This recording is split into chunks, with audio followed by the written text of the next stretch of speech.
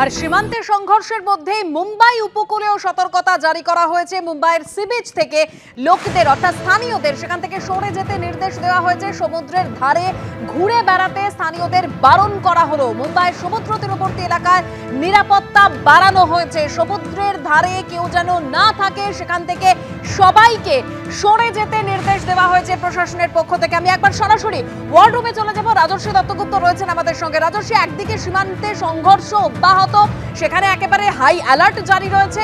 এরই মধ্যে এবার মুম্বাইয়ের সি বিচেও একটা প্রশাসনিক সতর্কতা জারি করা হয়েছে, সেখান থেকে লোকেদের সরে যেতে নির্দেশ দেওয়া হয়েছে। একদমই তাই দেবস্মিতা, এই ইনপুট বিভিন্ন জায়গা থেকে আসছে। তুমি বুঝতেই পারছো, গতকাল রাত থেকে যুদ্ধের আবহ তৈরি হয়ে গিয়েছে এবং পাকিস্তান একের পর এক জায়গায় হামলা চালানোর চেষ্টা করছে। প্রত্যেকটা তারা যে আঘাত করার চেষ্টা করেছে সেগুলোকে উপযুক্ত জবাব দিয়ে প্রতিহত করেছে ভারত। এবং ভারত একেবারে নিশ্চিদ্র নিরাপত্তার ম্যানেজারটা এমনভাবে তৈরি করতে চাইছে যাতে একটা জায়গাতেও যাতে পাকিস্তান কোনোভাবে কোনো রকম আঘাত হানতে না পারে। সেই জন্যই বিভিন্ন এজেন্সির ইনপুট আসছে ক্রমাগত। তুমি বুঝতেই পারছো, গোয়েন্দারা খবর সংগ্রহ করছেন, চারিদিকে মনিটরিং চলছে যে পাকিস্তান কোন পথে আঘাত হানতে পারে, কোন পথে সুযোগ খুঁজছে কোনো একটা গণ্ডগোল পাকানোর জন্য।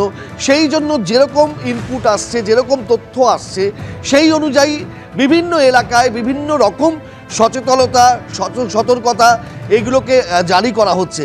ঠিক সেই রকমভাবেই যে মুম্বাই উপকূলে পর্যটকরা যাতে ঘুরে না বেড়ান, তাদেরকে যাতে নিরাপদ দূরত্বে রাখা যায়, কোনো হামলার সম্ভাবনা থাকতে পারে, কোনো গণ্ডগোলের সম্ভাবনা থাকতে পারে, এগুলো একদমই গোয়েন্দা তথ্য, সেগুলো কখনোই সাধারণভাবে প্রকাশ করা হয় না। কিন্তু সেই সতর্কতা এবং এই যে নির্দেশ, এগুলোর মধ্যে দিয়ে বোঝা যায় যে কোথাও কোথাও আশঙ্কা রয়েছে এবং সেই অনুযায়ী নাগরিকদের সরিয়ে নিয়ে যাওয়া, পর্যটকদের সরিয়ে নিয়ে যাওয়া, যাতে কোথাও কোনো বিন্দুমাত্র ক্ষতি না করতে পারে পাকিস্তান। কোনোভাবে ক্ষতি করতে পারেনি, পারবেও না, কিন্তু তাতেও আগাম সতর্কতা। যেমন তুমি জানো, চণ্ডীগড়ে আজকে সকালে সাইরেন বেজেছে, মোহালিতে মানুষজনকে বাড়িতে থাকতে বলা হয়েছে, রাজস্থান সীমান্তে অ্যালার্ট জারি করা হয়েছে। অর্থাৎ গুজরাট, রাজস্থান, পাঞ্জাব এগুলো পাকিস্তান সীমান্তই রয়েছে। জম্মু কাশ্মীর বা শ্রীনগরের কথা ছেড়েই দিলাম, সেখানে তো কালকে রাত থেকেই চূড়ান্ত সতর্কতা রয়েছে।